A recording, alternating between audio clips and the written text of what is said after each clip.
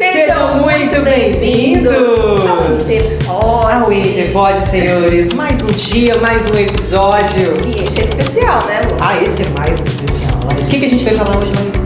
Esse podcast, gente, que eu não tenho voz pra falar, não tenho, né? Mas assim, a gente convidou, né, um time de peso pra trazer o Interpod especial do Dia das Mães. Hoje a gente vai falar sobre amor, vai falar muito no coração, né, da emoção. E a gente trouxe 3 pessoas super especiais, né, Lucas? Quem a gente trouxe aí?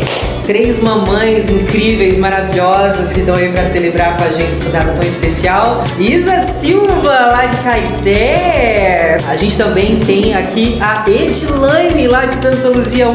E pra fechar com chave de ouro, Wiliane Guimarães, senhores, está aqui também presente com a gente. Você errou já na apresentação. É Senhora Sueli. Senhora Sueli. Ali a gente tem a Senhora Boninha.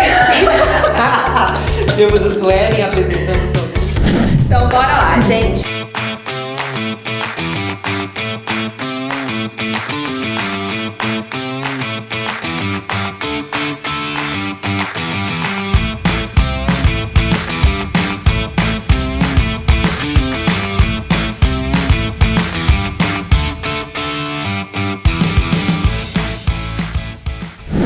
Pergunta que quero fazer, Isa, pra você, né? Eu queria saber qual foi o momento mais marcante que você pensou, né? Quando você trouxe assim, nossa, poxa, agora eu sou mãe de verdade. Agora eu tenho uma responsabilidade como mãe mesmo. Qual foi o momento que foi o start? Então, eu acho que a primeira vez, né? O primeiro ultrassom. O dia que eu descobri que eu estava grávida, eu estava viajando, na verdade, comecei a passar mal voltando na viagem. E aí eu cheguei em Belo Horizonte de manhãzinha e já marquei o médico e fui. Aí na hora que o médico falou assim, olha, seu colo do útero tá todo fechado, vamos fazer um exame só para confirmar. Eu saí na Afonso Pena atravessando a rua, parecendo que eu tinha ganhado na Mega Sena, porque meu sonho sempre foi ser mãe. Aí eu fiz o exame, né, deu que eu tava grávida, fiquei super feliz, liguei pra minha mãe, liguei pro Marcos, desesperada, chorando, e minha mãe preocupada, e eu pulando de felicidade. Mas eu acho que o momento mais marcante, assim, foi de fato o dia que eu ouvi o coração dele a primeira vez, né? E assim, minha gravidez foi muitas emoções, foram várias emoções. Com 4 meses, aliás, com 12 semanas eu fiz um ultrassom para saber se estava tudo certo. E aí o médico falou assim, olha, com 95% de certeza que é menina. Que a ansiosa que fez, saiu, foi pro shopping, comprou um mundo de coisa de menina. Aí o Marcos ainda falou assim com o médico, mas qual a chance de ser menino? Aí ele falou assim, é 5%, mas vai ficar para a próxima gestação, porque é menina. Beleza? Eu sempre quis ter menino. Minha mãe era louca para ter menino e o Marcos também. Aí eu fui, compramos um monte de coisa. Quando eu estava com 4 meses, eu descobri que eu tive placenta prévia. E eu tive, que é um sangramento que tem ao redor da placenta. E se o sangue encontra ao redor da placenta, a placenta descola e você pode perder o bebê, dependendo da quantidade de semanas que você estiver. E aí, assim, naquele dia meu mundo desabou, porque eu tinha muito sonho de ser mãe, eu sempre quis ser mãe. E aí eu lidava com o medo que eu não podia andar de chinelo em casa, porque senão se eu tropeçasse e caísse, minha placenta descolava. No dia que a gente descobriu que minha placenta estava prévia, minha médica falou assim, olha, você não pode ter nenhum tipo de baque, você não pode ter nenhum arranco, nada. Na hora que eu estava vindo embora, o Marcos bateu o carro, comigo dentro do carro. E aí eu tive sangramento durante 56 dias, e aí todos os dias, eu ajoelhava e falava com Deus, Deus, que seja feita a sua vontade, mas o Senhor conhece meu coração, o Senhor sabe o quanto eu desejo esse filho. E aí foi indo, eu ia no hospital praticamente todos os dias, minha gravidez foi de alto risco, e aí quando a placenta subiu, minha família fez uma festa lá em casa, fizeram um churrasco lá em casa para comemorar que eu não corria risco mais de perder o João. E a minha placenta só subiu com 8 meses. Tanto que eu fiz minhas fotos de gestante com 8 meses. E aí, o momento, assim, que eu acho que foi o mais maravilhoso mesmo, foi ouvir o choro dele quando ele nasceu, né? Então, assim, eu acho que foi várias emoções na gestação, né? Mas quando ele nasceu, e que ele nasceu perfeito, saudável, que ele não teve nada, não tinha nada, né? Que o problema foi só durante a gestação, foi, assim, um momento mais maravilhoso. E aí, de fato, eu descobri que era menino com 6 meses, que ele deixou ver que era menino. Que até então era menina. E aí foi assim, só emoção. Pura emoção, né, Isa? Muita emoção. Isso que é história. E agora eu quero ouvir da Edi. Edilane, fala pra mim, cara. A Isa já trouxe aí muito legal essa coisa de o amor de mãe muda tudo. O que ter um filho mudou na sua forma de amar? Sabe? Os outros, ao seu redor. Conta pra gente sobre amor. Eu acho que quando a gente tem um filho, muda tudo, né? Eu acho que tudo na vida da gente fica mais intenso. Você ama com mais intensidade, você sofre com mais intensidade, você preocupa com mais intensidade. Acho que transforma tudo. E acho assim que a nossa prioridade, ela muda, né? Os sonhos todos mudam, tudo se transforma. Eu fui mãe muito nova, eu fui mãe com 17 anos. Fiz 17 em janeiro, minha filha mais velha nasceu em fevereiro. Hoje ela tem 25 anos. Mas eu preocupo com ela do mesmo jeito que eu preocupo com a novinha que tem 12 anos. Ela já mora sozinha, ela trabalha, hoje ela é enfermeira, né? Aí ela tá trabalhando, eu já faço janta, tiro a marmitinha dela. Gente! Um episódio engraçado, né? Que ela... fui comprar ovo de Páscoa pros meninos, comprei pra ela. Meu marido tá assim, você tá comprando ovo de Páscoa pra Fernanda? Ela tem 25 anos. Assim, mas ela é minha filha igual os outros, né? Eu, assim, gente, eu sou uma mãe muito, acho que meio muito louca, sabe? Eu sofro muito com tudo, eu preocupo muito com tudo. Tudo pra mim é muito intenso, eu tenho muito medo de tudo, mas eu também tenho muita coragem, eu morro de medo de acontecer alguma coisa com meus filhos. Se eles ficarem doentes, eu já fico doente junto, sou péssima para socorrer. Então, eu não sei, eu acho que muda tudo. Eu fiquei muito intensa quando eu fui mãe. Então, assim, para mim, tudo é o extremo. A nossa empatia pelo mundo também aumenta, né? Que a gente fica... Tudo você se vê ali, tudo que acontece com os outros é como se estivesse acontecendo com você, com seu filho, aí você quer ajudar todo mundo, você quer fazer tudo por todo mundo, pelo menos eu sou assim. Aí eu quero cuidar de todo mundo, tudo que eu vejo eu choro, que eu penso já que é meus filhos. Agora, eu gostaria, né, de perguntar à senhora Williane, se você pudesse descrever, né, a maternidade em uma figura, uma imagem, uma metáfora, o que seria? Gente, olha essas minhas poéticas, gente. Eu vou ter muita oportunidade, eu acho, de falar até o final do podcast, né? Se pudesse, numa imagem, eu acho que eu pegaria o meu antes e o depois, de fato, assim, na maternidade. Como se antes de eu ser mãe, a minha vida fosse uma selva de pedra, assim. Quando eu falo selva de pedra, pensa em São Paulo, sabe? Aquela cidade cheia de prédios gigantes, meio cinza, barulho, coisa grande, né? Então, tudo ali muito intenso, mas muito sem cor, muito... ganância mesmo. Não ganância, eu acho que não é nem ganância a palavra, mas é muita missão. E aí, quando vem a maternidade, é como se mudasse para um ambiente de campo. Tudo muito florido, muita cor. A maternidade, ela libera a gente de muito egoísmo. De você pensar só em você, de você querer tudo pra você. Eu preciso de conquistar isso. Não, cara, você começa a pensar em outra pessoa. A gente aprende o que é amar de verdade, né? As meninas estavam falando sobre a forma de amar, né? A gente falou aí agora sobre como a gente começa a ter mais empatia pelo mundo, né? A maternidade possibilita isso, né? Então, você tá morrendo de sono, mas tem um ser humano que precisa dormir. Você tá morto, cara, mas você vai ficar ali com seu filho. Eu falo da questão do Jardim Florido por causa de até um episódio. Da Mariana, acho que ficou, sei lá, pouco mais de um ano, 2 meses, assim. E eu fui levar ela no hospital, ela tava passando mal. E aí a Mariana falou assim: nossa, mamãe, o passarinho tá cantando de lá de dentro do hospital. Falou: o passarinho tá cantando. Ela nem sabia falar direito, ela falou: o passarinho tá cantando. E naquele momento eu vi que tinha realmente um passarinho cantando, tá longe. E cara, quando a gente tem uma criança, a gente começa a voltar o vício de pássaro. A gente começa a descobrir como é que as coisas são bonitas, você começa a pensar em como que isso é gostoso. Você ensinando a criança a comer, você começa a sentir melhor os sabores das coisas. Então, não flore de uma forma muito... Coisas pequenas, você volta a valorizar, você volta a escutar, você começa a ver beleza nas coisas.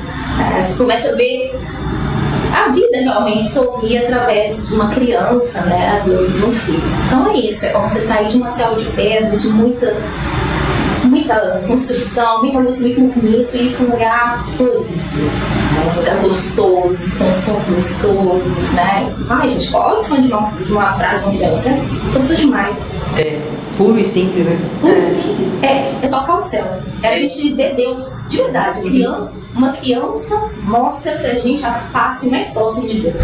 Edi, você falou pra mim agora que você foi ver um pouco mais cedo, com 17 anos ali e tudo mais, e os 18 vem, a vida profissional começa e aquela coisa, e vamos lá, vamos fazer, e a selva de pedra te chama, mas o jardim também já tá lá.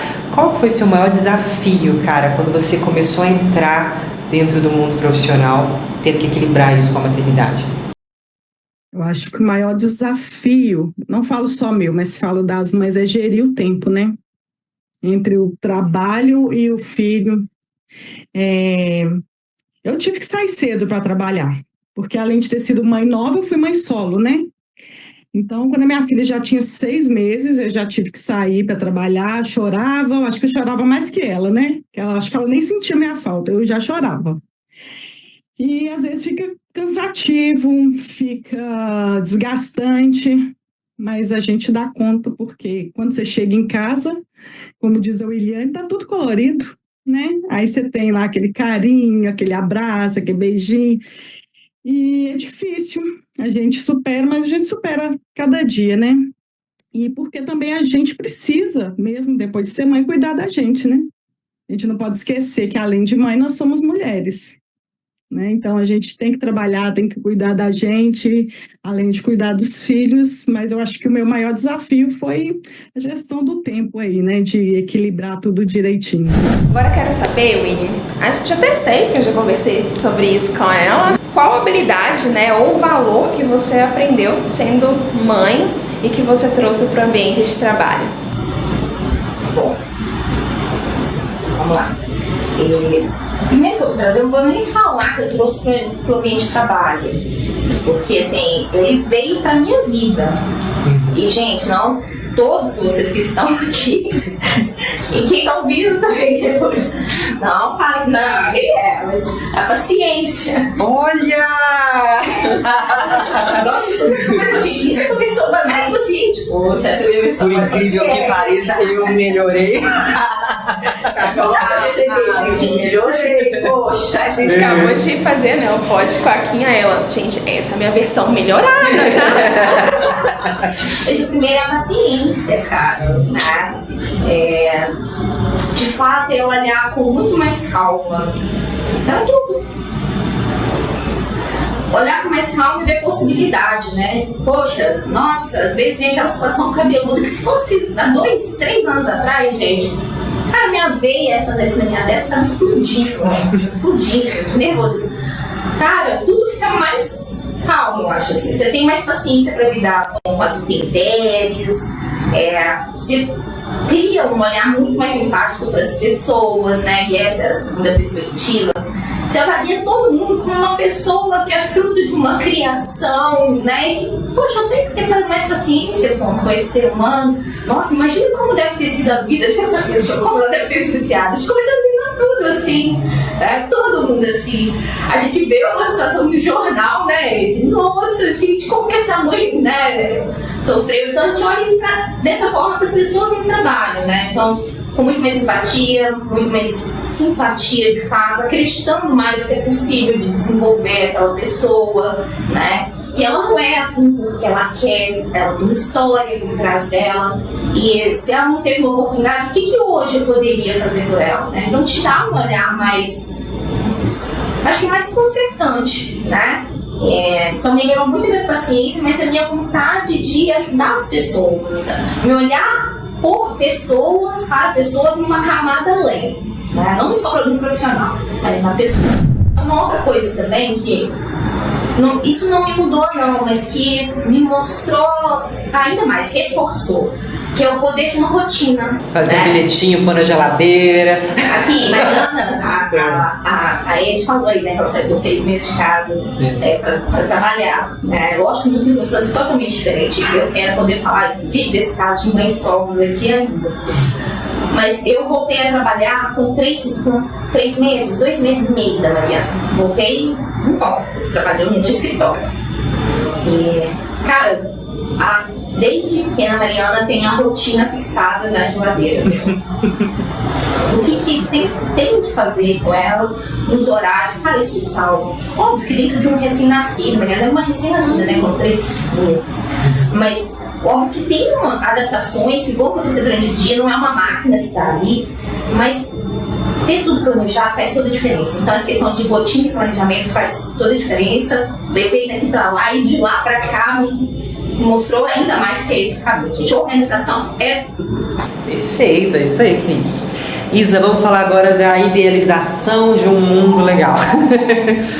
O que você deseja que as outras pessoas compreendam melhor a respeito das mães quando a gente fala de mercado profissional, equilibrado com maternidade? O que você acha que as pessoas ainda precisam entender um pouco melhor?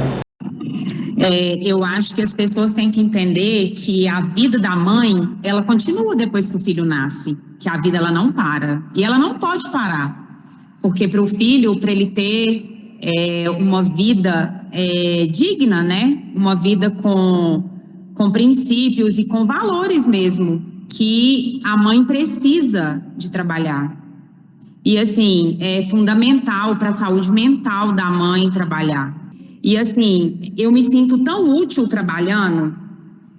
É uma coisa que eu converso sempre com o João. Eu voltei a trabalhar, o João tinha 7 meses. E eu trabalhava, aí eu morava em BH, quando ele nasceu eu voltei para Caeté, morar aqui. E eu ia e voltava todo dia, eu trabalhava no Pátio Savassi na época, né? E aí tinha dia de domingo que eu fechava a loja 8 horas da noite. E assim, eu via o João pouquíssimo tempo.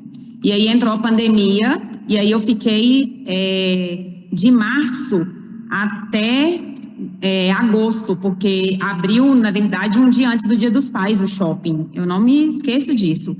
E aí, quando eu voltei a trabalhar, o João estava com quase 10 meses. E aí eu voltei, eu falei assim, cara, como é bom trabalhar, como é bom conviver com as pessoas, e assim, eu me sentia tão útil. E assim, ao mesmo tempo, eu falava assim, cara, eu tenho que dar o meu melhor, eu tenho que trabalhar, eu tenho que bater meta, porque se eu não bater meta, eu não tenho dinheiro para poder proporcionar para o João uma vida boa.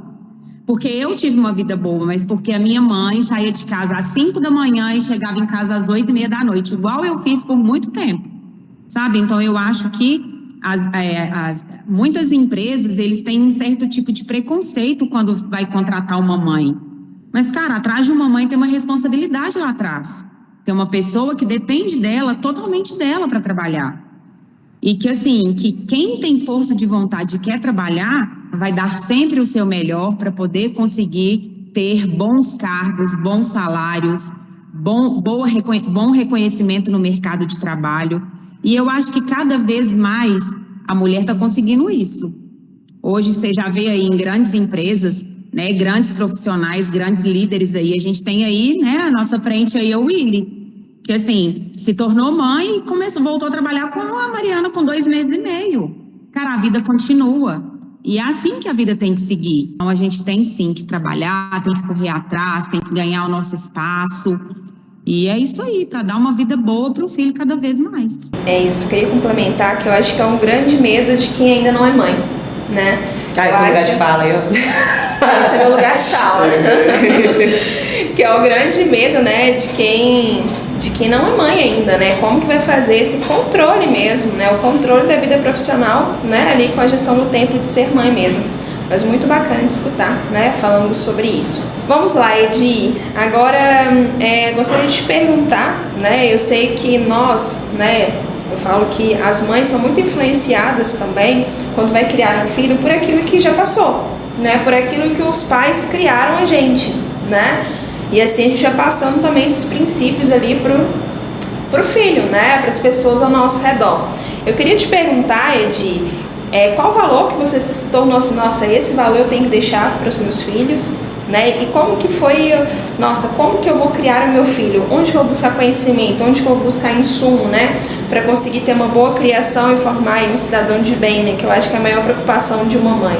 Eu acho que assim, acho que não é um valor. Eu acho que a gente acaba tendo que deixar um conjunto de coisas, né? Um conjunto de valores.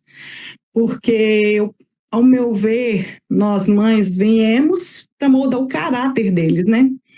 Então, acho que são vários conjuntos, são várias coisas que a gente tem que deixar. A gente tem que ensinar respeito, né? Respeitar não só eles, como os outros. A gente tem que ensinar sobre, acho que muito sobre a vida, sobre empatia, sobre educação, que eles são nossos espelhos, né? Então, assim, primeiro a gente tem que se moldar, igual eu falei lá no início, a gente muda, tudo muda. Então, tipo assim, se você fazia uma coisa, não, hoje eu não posso fazer isso mais porque eu tenho que ser exemplo para o meu filho, né? Esse dia eu estava andando com a minha mais nova, aí ela estava tomando sorvete, jogou o papel na rua, eu falei com ela, não, Duda, pode ir lá e buscar. Ela, mãe, mas caiu. Eu falei assim, não, mas vai lá e busca. Vai lá, pega e coloca na lixeira.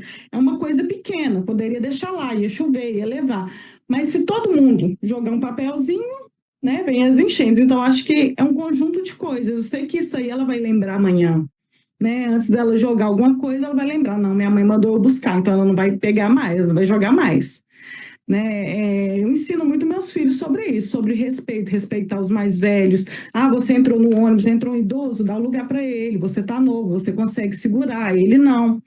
Então, esse conjunto de coisas que eu venho ensinando. E é difícil, tá, gente? Nossa Senhora, é muito difícil. Mas, como eu disse, né, é gratificante, é gostoso. Quando eles vão crescendo, você vai olhando e vai falar assim, nossa... Você sai com eles, nossa, seus filhos são educados, você fala assim, obrigado. Lá no fundo dá aquele orgulho, né? Assim, nossa, eu acho que eu tô acertando. Eu ouvi uma pessoa falar uma vez um negócio que é muito legal. Quando você elogia um filho, você elogia uma mãe. Ponto. Você elogia um filho, você elogia uma mãe. É muito legal. Não tem nada melhor que você sair e os outros falam assim, seus filhos são educados. Aí você fica lá cheia, né? Obrigada.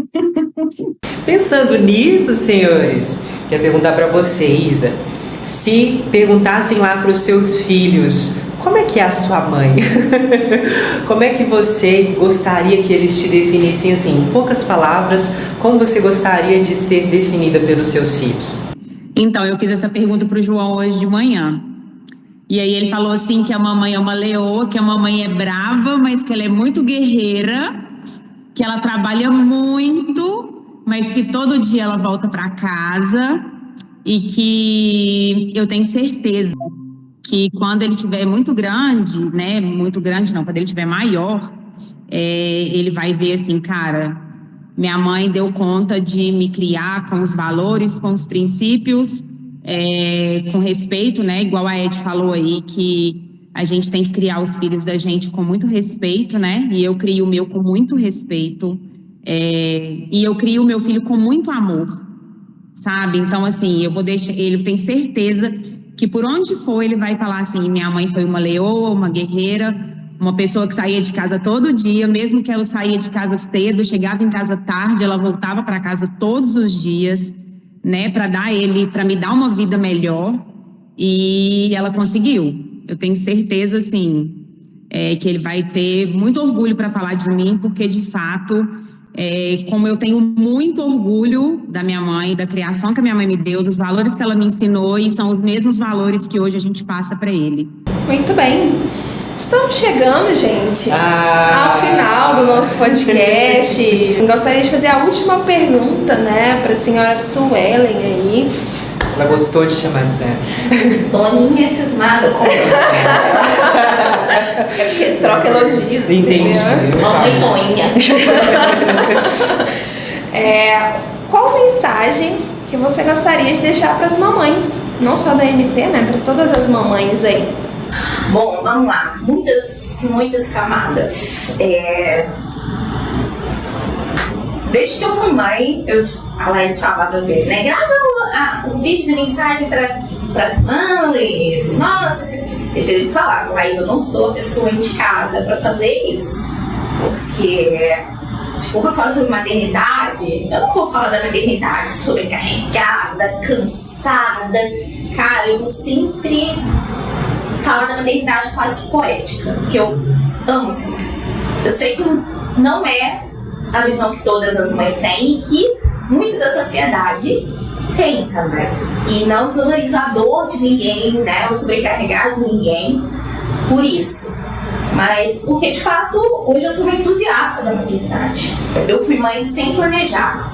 Eu fui mãe com 30 anos. Quando eu descobri, eu me senti uma adolescente, solteira. Morrendo de medo de ser mãe na adolescência. Era a minha sensação. Casada com 5 anos, né? Trabalhando. E a minha sensação é que eu era uma adolescente. Como assim que eu tô grávida? Né? Mas justamente porque, sei lá, eu via uma galera falando de maternidade como se fosse um bicho de 7 cabeças. Como se eu tivesse, naquele momento, perdendo todo o meu lado mulher. Como se minha vida profissional estivesse acabando, né? Então, uma maternidade pra mim ia ser depois. Como assim que eu tô grávida? Não pode. Eu tenho muita coisa pra fazer, cara. Né? E, pra mim, isso foi totalmente contrário do que aconteceu. A melhor coisa que aconteceu na minha vida foi eu ter engravidado sem eu planejar, para que eu pudesse não perder mais tempo da minha vida. Então, assim, principalmente para as mães que se sentem sobrecarregadas, né, que estão vivendo fases difíceis, né, a primeira coisa, né, que eu diria é que não veja isso como um fardo, por mais que pareça pouco empático, mas não veja isso como um fardo, né? Veja isso como um amor, né? Não é isso. A gente está criando um ser humano. Qual maior projeto pode ser, né, maior que isso? Dá trabalho, é natural que dê. Se você olhar com mais delicadeza para o quão grande isso é, né? Respire, eu acho que isso, né? Se possível, busque ajuda. Mas veja com muito amor e muita delicadeza isso. Como eu disse há pouco, rotina ajuda muito. Então, tente organizar uma boa rotina. Uma criança que dorme cedo, gente, alivia tanto uma mãe, alivia tanto um casal, para ter momento de casal, né? Então, você conseguir criar uma rotina da sua criança, acordar cedo, dormir 7h30, 8 horas, vai melhorar teu casamento, vai melhorar a tua produtividade, vai melhorar você enquanto mulher, que você vai tomar um banho com calma, vai lavar o seu cabelo, embora o meu cabelo esteja sujo, né? Mas vai lavar o seu cabelo, você vai fazer uma coisa gostosa, vai ver uma série, né? Então rotina ajuda demais, né? Para as outras mulheres, né, que ainda não são mães. Eu acho que para as que definitivamente não querem ser mães, isso também é uma decisão, né? E precisa ser uma decisão bem tomada mesmo, porque quando você não quer e você também, né? Talvez você não está preparado para o trabalho que isso vai te gerar, isso te gera uma frustração. Então, decidir não ser mãe também é uma decisão, né? E tá tudo bem. Agora, para as que querem e têm medo, para as que querem e vão esperar o melhor momento, para as que querem, mas que talvez dentro uns 2, 3 anos, para essas, eu diria que não tenham medo, não demorem, porque o tempo para uma mulher é implacável, né? E a gente tem que falar sobre isso. Bom, se eu tinha medo de ser menos mulher, ser menos profissional, ser menos bem-sucedida, hoje eu sou muito melhor do que tudo isso. Gente, quando eu vou contratar, eu vou fazer uma entrevista e eu sei que é uma mulher, uma mãe que está ali, vou te falar que a minha forma de ver é totalmente diferente, porque uma mãe, ela dá conta de muita coisa, cara. Quando eu vejo uma mãe solteira, então, cara, aquela mulher é um bicho, velho. Aquela mulher sabe fazer, aquela mulher tem fome, ela mete boca em qualquer coisa, ela não tem limites. Contrata, vai dar bom. sou fã de mães solteiras, sou fã de mães, né? Sou fã, obviamente, de mulheres, não tenho medo da maternidade, vale muito a pena, né? Dá trabalho, mas tudo que é muito bom tem valor, nos aproxima de Deus. E aí eu falo pra quem acredita em Deus, dá trabalho. E é bom demais. Que lindo! Cara, tô muito feliz. Eu quero agradecer mesmo a todas as 3 mamães aí que estão com a gente. Desejar a vocês um feliz Dia das Mães e a você também, mamãe. Feliz Dia das Mães. Obrigado, Obrigada, gente. Obrigada, né, por compartilhar um pouquinho, né, da história de vocês com a gente. Foi muito bom ter vocês aqui, né, no nosso podcast. Espero que não seja somente esse, né, com essas 3 gigantes aí. E é isso. Feliz Dia das Mães para todas as mamães da MD e todas as mamães aí. Tchauzinho, gente. Um abraço. Tchau, tchau, pessoal. Até mais. Tchau.